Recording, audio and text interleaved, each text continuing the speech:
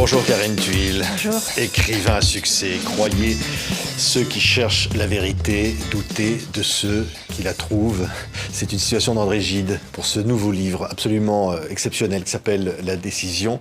Vous aviez fait un carton, prix Interallié, prix Goncourt des lycéens, avec Les choses humaines adaptées au cinéma par Yvan Attal, il y a encore peu de temps. Et puis là, on va vous retrouver dans un festival qui s'appelle Le Goût des autres au Havre ce week-end. Vous avez le goût des autres ? Oui, je dirais même que c'est ce qui me guide dans mon écriture. Je crois que j'ai le sens de l'altérité et ce qui m'intéresse dans mes romans, c'est de raconter la société dans laquelle je vis, donc d'aller à la rencontre de ceux qui la composent. Oui, Marianne de Nicourt qui va lire Les choses humaines. Les choses humaines, c'est ce qui vous passionne.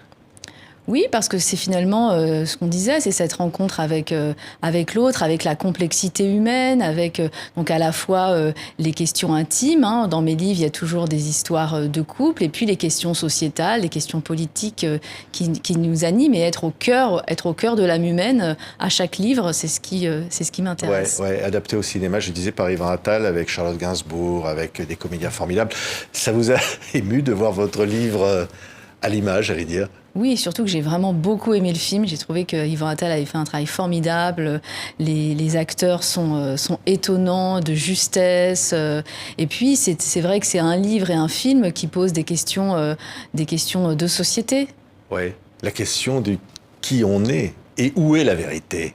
Oui, voilà, c'est la grande question de la vérité, d'ailleurs, qui revient aussi dans ce nouveau livre, La Décision. Et j'aime bien la phrase de Nietzsche qui disait « Il n'y a pas une vérité, mais des perspectives sur la vérité ».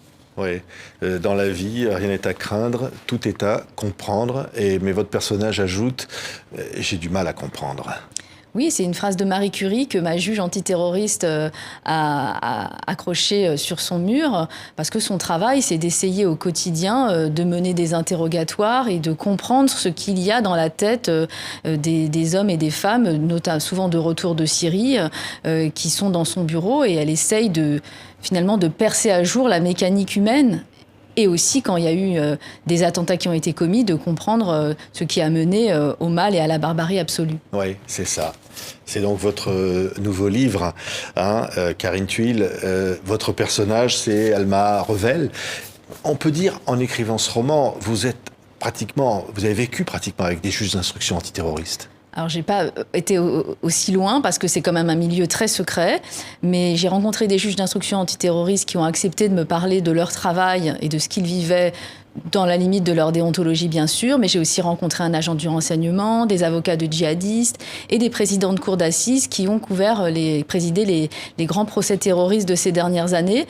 Et toutes ces rencontres m'ont permis de composer le portrait d'Alma Revel, de cette juge de 49 ans, qui est coordonnatrice de tout le pôle d'instruction antiterroriste à Paris et qui est amenée à prendre des décisions dans sa vie professionnelle. Doit-elle maintenir en détention un jeune homme de retour de Syrie ou le libérer sous contrôle judiciaire, et dans sa vie personnelle, puisqu'elle est mariée depuis 25 ans à un écrivain sur le déclin, qui a eu le prix Goncourt quand il était jeune, et son couple se délite. Donc c'est une femme en pleine crise existentielle que j'ai voulu décrire. Oui, et alors elle va faire une rencontre.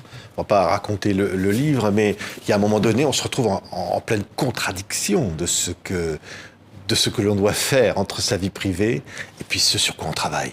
Oui, exactement. Elle rencontre et elle tombe amoureuse d'un avocat qui défend le mis en cause dont elle gère le dossier. Donc, il y a une sorte de conflit d'intérêts évident. Alors, on voit cette femme déchirée entre cet amour et ses devoirs professionnels. Et ce qui amène, je crois, à des dialogues dans le livre sur des conceptions radicalement opposées, justement, sur l'incarcération, sur la liberté de mouvement, sur les droits des individus.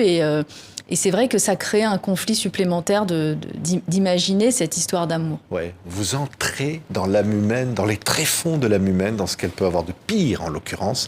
Votre personnage est confronté aux images d'horreur et aux témoignages qu'il reçoit de victimes aussi ou de parents de victimes. C'est un métier extrêmement difficile, menacé de mort. Oui, Exactement, c'est ce que je voulais décrire à travers ce personnage. On la voit dans des situations extrêmes, donc on la voit visionner des images d'attentats, on la voit aussi visionner des vidéos de décapitation, on la voit dans son bureau recevoir des auteurs d'attentats, mais aussi le lendemain des familles de victimes. Donc c'est un métier qui fragilise, puisque vous êtes vraiment au cœur à la fois de la détresse humaine et de la barbarie, et vous devez aussi faire face à vos vies privées. Et puis, il y a aussi, évidemment, les pressions à un plus haut niveau, parce que toutes les décisions que vous prenez peuvent avoir un impact sur la sécurité de la nation. Oui, on sent, et parce qu'il y a la réalité, l'histoire qui rentre dans ce livre. On pense à Mohamed Merah, on pense à l'attaque dans cette école d'enfants juifs, et on pense aux attentats qui ont suivi. Oui, bien sûr. Et d'ailleurs, le livre se situe en mai 2016, donc on est au lendemain de ces attentats sanglants. Et il y a une pression supplémentaire parce que l'opinion publique ne veut pas, évidemment, qu'il y ait de nouveaux attentats. Il y a la peur, il y a une forme de terreur. Et cette juge d'instruction antiterroriste, par ricochet, subit aussi cette peur. Elle doit prendre des décisions en conséquence parce qu'elle doit aussi être à l'écoute, d'une certaine façon, de la douleur de la société, tout en restant très juste. C'est quand même aussi un élément qui est très important, c'est comment rester juste à ce poste d'observation et d'action. Oui, et comment répondre à une telle réalité? C'est-à-dire qu'au fond, on n'est pas préparé à ça et à comprendre celui qu'on a en face de soi qui commet des actes de barbarie. Oui, et d'ailleurs, elle le dit à un moment donné, elle dit quelles que soient les grilles de lecture, on ne saura jamais ce qui pousse un jeune Français de 20 ans à prendre les armes et à tuer à coups de Kalachnikov des citoyens français, parfois très jeunes. Oui, on s'habitue à la possibilité de sa propre mort, mais à la haine, jamais. Oui, ça c'est quelque chose qui était important pour moi de montrer, c'est-à-dire cette femme est assez courageuse, elle tient tête, elle tient debout, elle a apprivoisé l'idée de la mort, mais la haine, elle ne s'y habitue jamais. La haine de la France, la haine des valeurs de la République et la haine de ce qu'elle représente. Elle représente la justice française. Et ça, cette haine de la France racontée par des gens aussi jeunes, c'est quelque chose qui la trouble, qu'elle essaye de déceler. Et c'est vraiment le cœur de sa complexité et de sa douleur intime. Oui, la question de la culpabilité. Au fond, qui est coupable? Alors, le titre du livre, c'est La décision. À un moment donné, il ne faut pas renverser les rôles. Il n'y a qu'un coupable, c'est l'auteur. Il y a l'auteur, il peut y avoir aussi des complices, et elle le raconte justement, parce qu'elle dit les familles de victimes réclament des coupables, et souvent les auteurs de grands attentats sont morts, donc on va chercher d'autres responsables. Alors parfois c'est des seconds couteaux, c'est des gens qui ont servi d'intermédiaires, qui n'ont même pas eux-mêmes vendu les armes, mais ces gens-là, elle les reçoit dans son bureau, ils sont mis en examen, et elle doit se prononcer sur leur sort, et parfois ils vont rester des années en prison. Oui, le coupable aussi, c'est peut-être parfois le juge qui aurait pris la mauvaise décision. Alors moi, je le vois jamais comme un coupable. C'est en fait la société qui lui renvoie cette image de responsabilité. Mais en réalité, je crois que le juge est seul au moment de sa prise de décision et il a un faisceau d'indices et de charges. Il instruit à charge et à décharge. Et garder quelqu'un aussi enfermé quand il est jeune, quand il prend le risque de se suicider ou d'être embrigadé davantage, c'est un dilemme quotidien pour la juge. Donc elle prend une décision qui est la plus juste possible à un moment donné avec des éléments dont elle dispose. C'est pas simplement son intime conviction.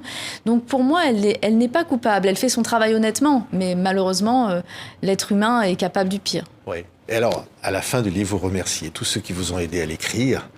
Et on sent que ce livre, qui vous prend aux tripes, vous a vous-même pratiquement accompagné 24 heures sur 24. Et les rencontres que vous avez pu faire avec ceux qui vivent ça au quotidien. Oui, c'est une expérience littéraire et humaine extrêmement forte parce que j'étais non seulement l'écrivain, mais j'étais aussi la citoyenne qui avait... j'ai une amie qui avait perdu son mari dans un attentat. J'ai vécu comme tous les Français, c'est la douleur de ces attentats sanglants. Donc finalement, tout se mêle. Vous voyez, la douleur, elle est collective et ce sont des gens qui écrivent le récit national de la violence contemporaine. Oui.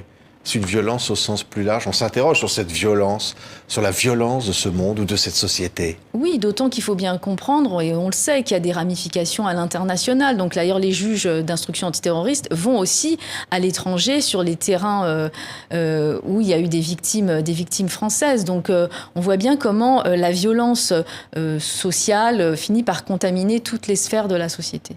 Vous avez renoncé à comprendre ce qui est très difficile à comprendre. J'essaye en fait. Ouais. À travers mes romans, j'essaye de questionner, de poser des questions, de susciter des réflexions, de penser contre moi-même. Mais j'avoue qu'à la fin de l'écriture de ce livre, je n'avais aucune réponse. Et c'est peut-être ça le meilleur résultat, non? C'est au lecteur de me le dire, mais en tout cas, moi, je n'ai vraiment aucune réponse. Merci Karine Thuil. Alors je Merci rappelle le festival Le Goût des Autres au Havre pour écouter Les Choses Humaines, votre triomphe précédent, et puis surtout ce superbe livre qui s'appelle La Décision, toujours chez Gallimard. Merci beaucoup Merci Karine à vous. Thuil d'avoir été avec nous.